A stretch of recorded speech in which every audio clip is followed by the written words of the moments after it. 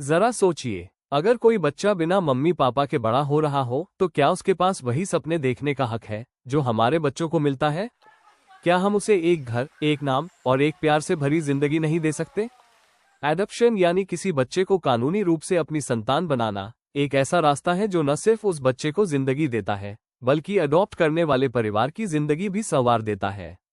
Adoption कोई नया concept नहीं है। भारत में सदियों से बच्चों को गोद लेने की परंपरा रही है, लेकिन अब ये पूरी तरह एक कानूनी प्रक्रिया है जिसके जरिए ऑर्फन्ड, अबैंडन्ड या सरेंडर्ड बच्चों को एक नया परिवार मिल सकता है। और याद रखिए, ये केवल एक फॉर्मल लीगल स्टेप नहीं है, ये है एक बच्चे को अपनाने की भावना। और इसीलिए इस प्रक्रिया के पीछे कुछ बेहद जरूरी सिद्धांत हैं। जब कोई बच्चा अडॉप्ट किया जाता है तो सबसे पहले एक बात ध्यान में रखी जाती है, बच्चे के हित की प्राथमिकता। मतलब एडॉप्शन का हर स्टेप बच्चे की भलाई को ध्यान में रखकर ही उठाया जाएगा। यह video district child protection unit Solan की एक संवेदनशील पहल है ताकि एडॉप्शन को लेकर समाज में समझ बढ़े, जुड़ाव बने और हर बच्चे को एक सुरक्षित भविष्य मिल सके। अब बात करते हैं एडॉप्शन के 3 मूलभूत सिद्धांतों की जो हर व्यक्ति, संस्था और एजेंसी को फॉलो करने चाहिए। पहला, बच्चे के हित की प्राथमिकता। हर एडॉप्शन में सबसे पहली प्राथमिकता यही होती है कि बच्चा एक सुरक्षित, प्यार भरा और स्थिर माहौल पाए जिससे उसका मेंटल, इमोशनल और फिजिकल डेवलपमेंट सही तरीके से हो। दूसरा, सामाजिक और सांस्कृतिक अनुकूलता। जहां तक संभव हो बच्चे को उसी सामाजिक और सांस्कृतिक माहौल में रखा जाए जिससे वो परिचित हो, जैसे कि भाषा, धर्म और पारिवारिक परिवेश। इसी वजह से इंडियन सिटीजन्स को प्राथमिकता दी जाती है। तीसरा, गोपनीयता। एडॉप्शन से जुड़ी जानकारी पूरी तरह गोपनीय रखी जाती है।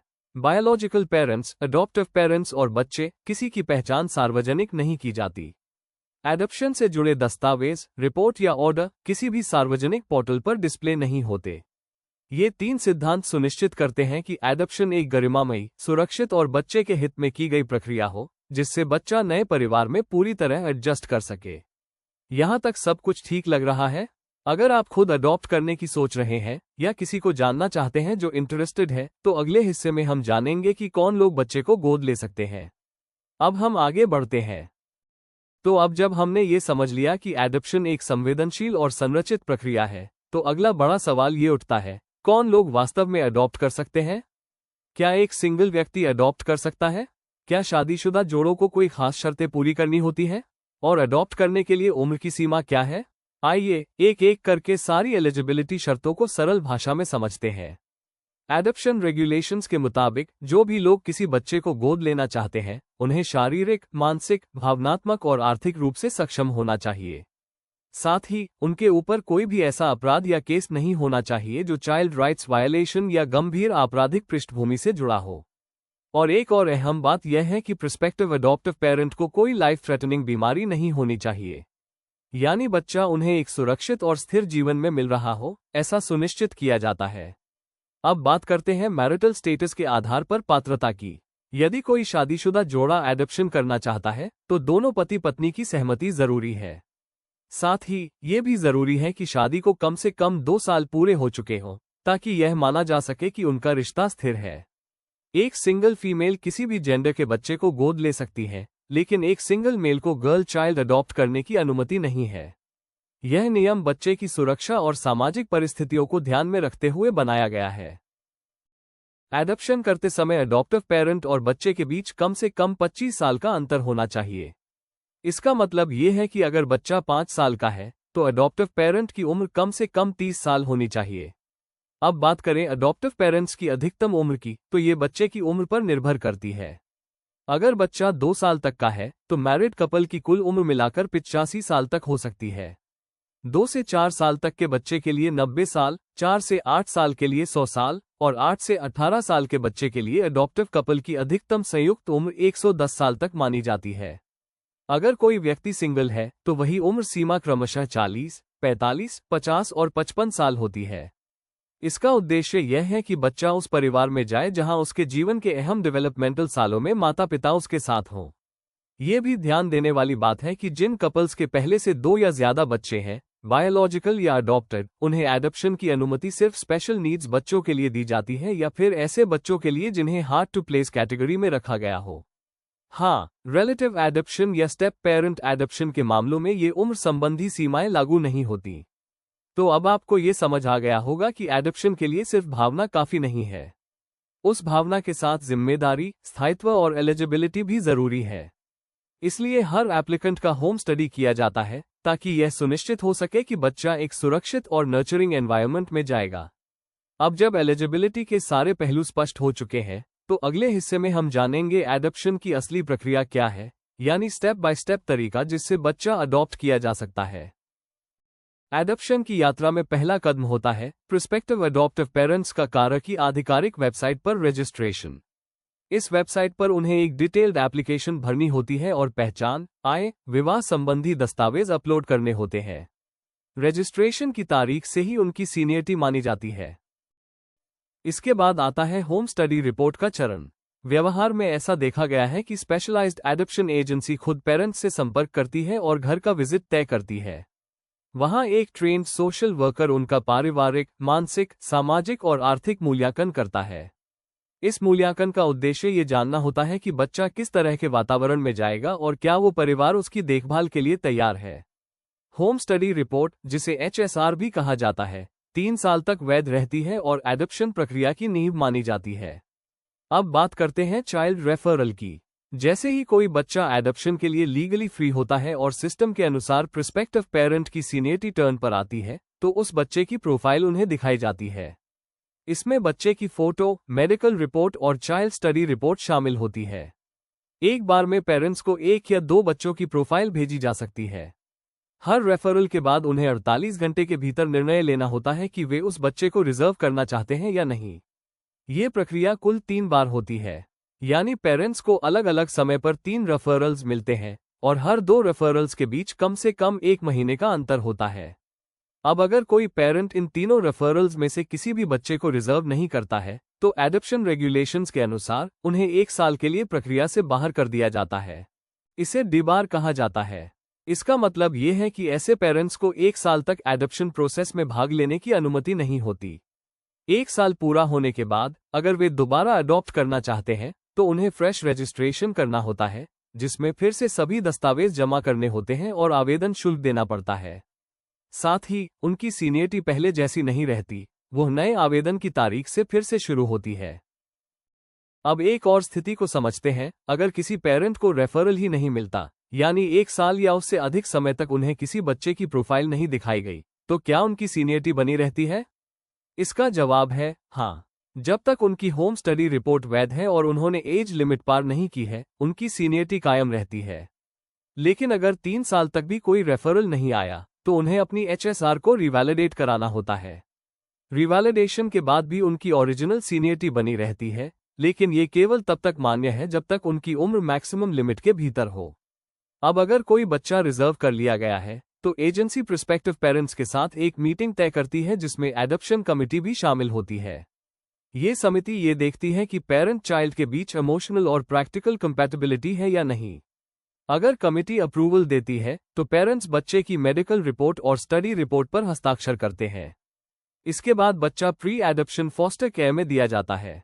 इसका मतलब है कि बच्चा अडॉप्टिव पेरेंट्स के साथ रहने लगता है, लेकिन एडॉप्शन अभी कानूनी रूप से पूरा नहीं हुआ होता।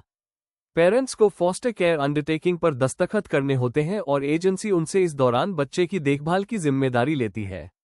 ये स्टेप बच्चे के एडजस्टमेंट और सेफ्टी दोनों के लिए बेहद महत्वपूर्ण है। इसके बाद आता है अंतिम और सबसे अहम step, legal adoption order. Specialised adoption agency adoption की पूरी फाइल डिस्ट्रिक्ट मैजिस्ट्रेट को भेजती है। मैजिस्ट्रेट इस पर इन कैमरा हियरिंग करते हैं और अधिकतम 2 महीने में एडॉप्शन का फाइनल ऑर्डर जारी कर देते हैं। इस ऑर्डर के बाद बच्चा कानूनी रूप से अडॉप्टिव पेरेंट्स का पुत्र या पुत्री बन जाता है। एडॉप्शन ऑर्डर जारी होते ही एजेंसी बच्चे का नया बर्थ सर्टिफिकेट अप्लाई करती है, जिसमें अडॉप्टिव पेरेंट्स को माता पिता के रूप में दर्ज किया जाता है। साथ ही पेरेंट्स को डिजिटली साइंड एडॉप्शन ऑर्डर भी ईमेल और पोर्टल पर दिया जाता है। एडॉप्शन के बाद की प्रक्रिया भी उतनी ही जरूरी है। अगले 2 वर्षों तक एजेंसी हर 6 महीने में अडॉप्टिव फैमिली की पोस्ट एडॉप्शन फॉलोअप रिपोर्ट तैयार करती है। इसमें देखा जाता है कि बच्चा किस तरह नए वातावरण में एडजस्ट कर रहा है, उसकी फिजिकल, इमोशनल और बिहेवियरल स्थिति कैसी है। अगर कहीं कोई एडजस्टमेंट इशू सामने आता है तो काउंसलिंग और सपोर्ट दिया जाता है। अडॉप्टिव पेरेंट्स को ये भी समझाया जाता है कि उन्हें बच्चे को उसकी एडॉप्शन आइडेंटिटी के बारे में कैसे बताना चाहिए, एक खुले और सम्मानजनक ढंग से, ताकि बच्चा अपने बारे में जान सके, लेकिन किसी भी हीन भावना के बिना। तो ये है एडॉप्शन की पूरी प्रक्रिया, रजिस्ट्रेशन से लेकर लीगल ऑर्डर और पोस्ट एडॉप्शन तक। हर स्टेप में एक ही बात सबसे ऊपर रखी जाती है, बच्चे का हित, उसका भविष्य और उसका एक सम्मानजनक जीवन। अब तक हमने ये समझा कि किन किन पेरेंट्स को एडॉप्शन की अनुमति मिल सकती है और प्रक्रिया किस तरह होती है। लेकिन अब एक और महत्वपूर्ण सवाल है, वो कौन से बच्चे हैं जिन्हें अडॉप्ट किया जा सकता है? इसका जवाब सिर्फ एक लाइन में नहीं दिया जा सकता। हर बच्चे की स्थिति अलग होती है, कोई अनाथ होता है, कोई त्यागा गया होता है और कोई सरेंडर किया गया होता है। एडॉप्शन के लिए केवल वही बच्चे एलिजिबल होते हैं जिन्हें चाइल्ड वेलफेयर कमिटी यानी CWC द्वारा लीगली फ्री फॉर एडॉप्शन घोषित किया गया हो। तो अब समझते हैं कि ये 3 मुख्य कैटेगरीज क्या है। पहली है अनाथ बच्चे, जिनके माता पिता दोनों की मृत्यु हो चुकी है और जिनकी देखभाल के लिए कोई भी नजदीकी रिश्तेदार उपलब्ध नहीं है। दूसरी कैटेगरी है अबैंडन्ड बच्चे, जिन्हें जन्म देने के बाद कहीं छोड़ दिया गया हो और माता पिता का कोई पता न हो। और तीसरी है सरेंडर्ड बच्चे, ऐसे बच्चे जिन्हें उनके बायोलॉजिकल माता पिता ने अपनी इच्छा से किसी गंभीर कारण के चलते एडॉप्शन के लिए सौंपा हो। हर स्थिति में बच्चे को एडॉप्शन के लिए अवेलेबल बनाने से पहले CWC द्वारा इंक्वायरी की जाती है। अनाथ या अबैंडन्ड बच्चे के मामले में कमेटी माता पिता या रिश्तेदारों को खोजने की पूरी कोशिश करती है।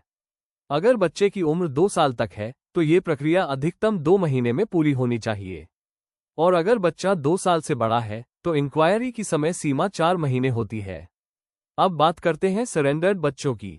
यदि बायोलॉजिकल माता पिता किसी वजह से अपने बच्चे की देखभाल नहीं कर सकते तो वो चाइल्ड वेलफेयर कमेटी के सामने सरेंडर डीड साइन करके बच्चे को एडॉप्शन के लिए सौंप सकते हैं।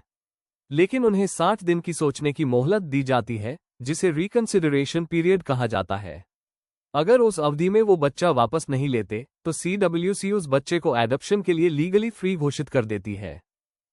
एक बहुत संवेदनशील स्थिति होती है जब कोई बच्चा एक अनवेड मदर द्वारा सरेंडर किया जाता है और वो अपनी पहचान छुपाना चाहती है। ऐसे मामलों में भी कानून गोपनीयता को प्राथमिकता देता है और ऐसे बच्चे को अबैंडन्ड माना जाता है, जिससे एडॉप्शन प्रक्रिया आगे बढ़ सके। कुछ मामलों में बच्चे को सरेंडर करने वाले बायोलॉजिकल माता पिता मेंटल इलनेस या इंटेलेक्चुअल डिसेबिलिटी से ग्रसित होते हैं। तो ऐसे में CWC मेडिकल बोर्ड से प्रमाण पत्र प्राप्त करके ये तय करती है कि बच्चा अडॉप्ट होने के लिए लीगली फ्री घोषित किया जा सकता है। अब अगर कोई बच्चा सिबलिंग्स के साथ आया है, जैसे जुड़वा बच्चे या भाई बहन, तो CWC एक ही आदेश में उन सभी को लीगली फ्री घोषित कर सकती है और उनकी सिबलिंग आइडेंटिटी को एडॉप्शन प्रक्रिया में बनाए रखने की कोशिश की जाती है। CWC द्वारा लीगली फ्री घोषित करने के बाद बच्चे का चाइल्ड स्टडी रिपोर्ट और मेडिकल रिपोर्ट तैयार की जाती है और उसकी प्रोफाइल डेजिग्नेटेड पोर्टल पर अपलोड की जाती है। एडॉप्शन रेगुलेशंस के अनुसार एक बार कोई बच्चा पोर्टल पर लीगली फ्री दिखाया गया तो वह प्रोस्पेक्टिव अडॉप्टिव पेरेंट्स के रेफरल में आ सकता है। नॉर्मल बच्चे की रेफरल प्रायोरिटी रेजिडेंट इंडियन या OCI कार्ड होल्डर्स को दी जाती है 60 दिनों तक। अगर उस दौरान प्लेसमेंट नहीं हो पाया तो रेफरल लिस्ट में बाकी कैटेगरीज को भी उस बच्चा की प्रोफाइल उपलब्ध होती है। स्पेशल नीड्स चिल्ड्रन या हार्ड टू प्लेस चिल्ड्रन, जैसे जिनकी उम्र ज्यादा हो, सिबलिंग ग्रुप में हो या जिनमें कोई मेडिकली डायग्नोज्ड कंडीशन हो, उन्हें प्रायोरिटी के साथ रेफरल प्रोसेस में शामिल किया जाता है। ऐसे बच्चों को अडॉप्ट करने के लिए कई बार काउंसलिंग और इंटरैक्शन सेशंस भी कराए जाते हैं, ताकि अडॉप्टिव पेरेंट्स और बच्चे के बीच समझ और कंफर्ट लेवल डेवलप हो सके। तो कुल मिलाकर एडॉप्शन केवल पेरेंट्स की एलिजिबिलिटी पर नहीं, बल्कि बच्चे की स्टेटस और कानूनी स्थिति पर भी आधारित होता है। प्रोस्पेक्टिव अडॉप्टिव पेरेंट्स को ये समझना बेहद जरूरी है कि अडॉप्टेबल चाइल्ड तक पहुंचने से पहले एक लंबी प्रक्रिया होती है, जो पूरी तरह बच्चे की सुरक्षा और भलाई के लिए बनाई गई है। इसलिए जब आप किसी बच्चे की प्रोफाइल देखें तो ये जानना जरूरी है कि उस बच्चे को CWC द्वारा पूरी जांच के बाद एडॉप्शन के लिए लीगली फ्री घोषित किया गया है। एडॉप्शन का कानूनी आदेश मिलते ही बच्चा अडॉप्टिव पेरेंट्स की संतान बन जाता है, लेकिन ये सिर्फ एक दस्तावेजी बदलाव नहीं है। असली यात्रा तब शुरू होती है जब बच्चा आपके घर आता है, आपके जीवन का हिस्सा बनता है और धीरे धीरे नए माहौल में ढलता है। एडॉप्शन रेगुलेशंस के अनुसार एडॉप्शन के बाद 2 साल तक हर अडॉप्टिव फैमिली के लिए पोस्ट एडॉप्शन फॉलोअप रिपोर्ट्स बनाना अनिवार्य है। पहली follow up report pre adoption foster care के 3 महीने के भीतर बनती है और उसके बाद हर 6 महीने में एक रिपोर्ट बनाई जाती है। ये रिपोर्ट एजेंसी द्वारा बनती है, लेकिन अडॉप्टिव पेरेंट्स को सहयोग करना जरूरी होता है ताकि बच्चे की एडजस्टमेंट, स्वास्थ्य, इमोशनल ग्रोथ और स्कूलिंग जैसे पहलुओं की जानकारी मिल सके। अगर आप किसी दूसरे शहर या राज्य में शिफ्ट होते हैं तो ये बहुत जरूरी है कि आप तुरंत एजेंसी और डिस्ट्रिक्ट चाइल्ड प्रोटेक्शन यूनिट को अपने नए पते और संपर्क विवरण की जानकारी दें ताकि फॉलोअप में कोई रुकावट न आए। अब एक अहम बात यह भी है कि अगर बच्चा और अडॉप्टिव फैमिली के बीच किसी कारण से सामंजस्य नहीं बन पाता तो एजेंसी या DCPU 7 दिनों के भीतर काउंसलिंग की व्यवस्था करती है। ये काउंसलिंग बच्चों और पेरेंट्स दोनों के लिए होती है ताकि म्यूचुअल अंडरस्टैंडिंग बढ़े और कोई गंभीर समस्या उभरने से पहले समाधान निकाला जा सके। लेकिन अगर फिर भी 3 लगातार फॉलोअप रिपोर्ट्स में भी कोई इंप्रूवमेंट नहीं दिखता या एडजस्टमेंट बिल्कुल नहीं हो पा रही तो डिस्ट्रिक्ट चाइल्ड प्रोटेक्शन यूनिट एक सोशल इन्वेस्टिगेशन रिपोर्ट बनाकर चाइल्ड वेलफेयर कमेटी को भेजती है। ये उस स्थिति का आकलन करती है जिसे डिसरप्शन कहा जाता है। डिसरप्शन का मतलब है बच्चा प्री एडॉप्शन फॉस्टर केयर में है, लेकिन एडॉप्शन की लीगल प्रक्रिया पूरी नहीं हुई है और चाइल्ड फैमिली में मिसमैच हो रहा है। इस स्थिति में बच्चे को वापस एजेंसी ले जाया जाता है और उसके लिए दोबारा से अडॉप्टिव प्लेसमेंट खोजी जाती है।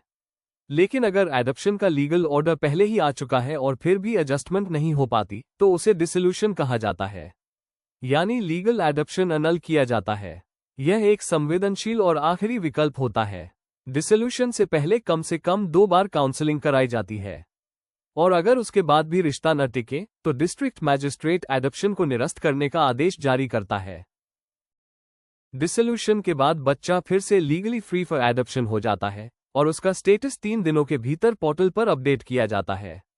यह भी जरूरी है कि प्रोस्पेक्टिव अडॉप्टिव पेरेंट्स समझें, अगर उन्हें डिसरप्शन या डिसोल्यूशन के लिए जिम्मेदार पाया गया, जैसे कि नेग्लेक्ट या अब्यूज का मामला हो, तो उन्हें भविष्य में दोबारा अडॉप्ट करने की अनुमति नहीं दी जाएगी। अब एक प्रैक्टिकल बात और, अगर आप चाइल्ड को अडॉप्ट करने के बाद विदेश जाते हैं तो आपको इंडियन डिप्लोमेटिक मिशन को कम से कम 15 दिन पहले सूचित करना होता है ताकि बाकी के फॉलोअप रिपोर्ट्स की मॉनिटरिंग उस देश में संभव हो सके। विदेश में अडॉप्ट किए गए बच्चों के लिए पहले साल में हर 3 महीने में और दूसरे साल में हर 6 महीने में रिपोर्ट देना जरूरी होता है। पोस्ट एडॉप्शन फेज में अडॉप्टिव पेरेंट्स को एक और बात ध्यान में रखनी होती है, वो है बच्चे को उसकी एडॉप्शन आइडेंटिटी के बारे में सही समय पर सम्मानपूर्वक बताना। ये केवल कानूनी बात नहीं, एक मानवीय जिम्मेदारी है जिससे बच्चा अपने आप को बेहतर समझ सके, बिना किसी हीनता के। इसके लिए एजेंसी या DCPU द्वारा काउंसलिंग और गाइडेंस उपलब्ध रहती है। आपको ये भी बताया जाता है कि अगर बड़ा होकर बच्चा अपने बायोलॉजिकल रूट्स के बारे में जानना चाहे तो कैसे उसे समझाया जाए और किस दायरे में उसकी मदद की जा सकती है। तो कुल मिलाकर एडॉप्शन केवल एक कानूनी प्रक्रिया नहीं है, यह एक जीवन भर निभाने वाला रिश्ता है और इस रिश्ते को निभाने के लिए केवल भावना नहीं, समझ, सहयोग और सिस्टम के साथ जुड़ाव भी जरूरी है। अब जब आपने एडॉप्शन की पूरी प्रक्रिया को समझा, एलिजिबिलिटी से लेकर लीगल ऑर्डर तक और पोस्ट एडॉप्शन की जिम्मेदारियों से लेकर बच्चे की भावनात्मक जरूरतों तक, तो एक बात बिल्कुल साफ है, एडॉप्शन एक कानूनी प्रक्रिया तो है ही, लेकिन उससे कहीं बढ़कर यह एक पारिवारिक और भावनात्मक प्रतिबद्धता है। यह उस पल से शुरू होता है जब आप किसी अनजाने बच्चे को अपना कहते हैं और वो बच्चा आपको माँ या पिता कहकर पुकारता है। हो सकता है इस सफर में पेपरवर्क हो, कुछ प्रतीक्षा हो और कभी कभी धैर्य की परीक्षा भी हो, लेकिन इस सबके बीच एक बात स्थायी रहती है, आप एक बच्चे को सिर्फ घर नहीं दे रहे, आप उसे एक भविष्य दे रहे हैं। भारत सरकार और कारा ने जो एडॉप्शन प्रक्रिया तय की है वो स्ट्रक्चर्ड है, लेकिन इसमें इंसानियत की भावना भी उतनी ही मौजूद है। District child protection units, specialised adoption agencies और चाइल्ड वेलफेयर कमिटीज, ये सभी मिलकर एक ऐसा सिस्टम बनाते हैं जो बच्चे की भलाई को सबसे ऊपर रखता है। प्रोस्पेक्टिव अडॉप्टिव पेरेंट्स के लिए ये जानना जरूरी है कि यह रास्ता सिर्फ जानकारी और कागजों से नहीं चलता, ये चलता है मंशा, सहनशीलता और सच्चे अपनापन से। एडॉप्शन से जुड़े मिथ्स, समाज के डर या पहचान की उलझनों से बाहर निकलना, ये सिर्फ उस बच्चे के लिए नहीं बल्कि आपके अपने विकास के लिए भी एक नई शुरुआत है। अगर आप आज इस वीडियो तक पहुंचे हैं तो शायद आप एडॉप्शन के बारे में सोच रहे हैं या किसी को जानते हैं जो इस बारे में सोच रहा है। तो बस इतना कहेंगे, अगर मन में अपनाने की भावना सच्ची है तो रास्ते अपने आप बन जाते हैं। यह video district child protection unit, Solan, Himachal Pradesh की एक पहल है जिसका उद्देश्य एडॉप्शन प्रक्रिया को समझाना, मिथ्स को तोड़ना और आपको एक इन्फॉर्म्ड, एम्पावर्ड निर्णय लेने में मदद करना है। तो अब डिसीजन आपका है। एक रिश्ता जो जन्म से नहीं लेकिन विश्वास और अपनापन से बनता है, क्या आप उसके लिए तैयार हैं?